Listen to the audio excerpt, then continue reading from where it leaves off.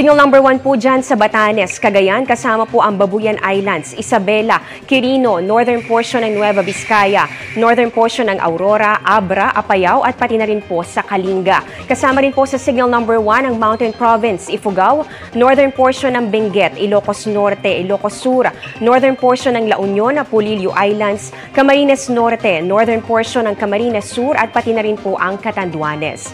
Paghandaan po ang malakas sa bugso ng hangin na may kasamang pag-ulan sa mga nabanggit na lugar sa mga susunod na oras. Maaari po maganda pa ang panahon ngayon sa inyong lugar pero gamitin po natin ang pagkakataong ito para maghanda. Nagbabala rin po ang pag-asa sa posibleng storm surge o daluyong na aabot sa 1 hanggang 2 metro ang taas. Diyan po yan sa may Cagayan, kasama po ang Babuyan Islands, pati na rin po sa Isabela at Ilocos Norte.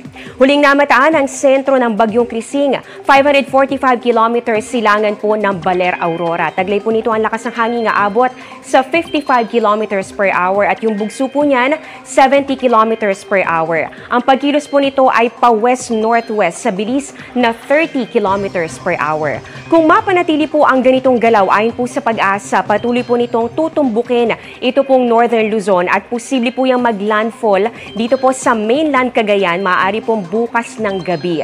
Pagtama po dito sa Cagayan, tatawin po niyan itong bahagi po ng Apayao at pati na rin po ng Ilocos Norte hanggang sa makarating na po yan dito sa may West Philippine Sea. Posible po itong makalabas sa Philippine Area of Responsibility Sabado ng hapon.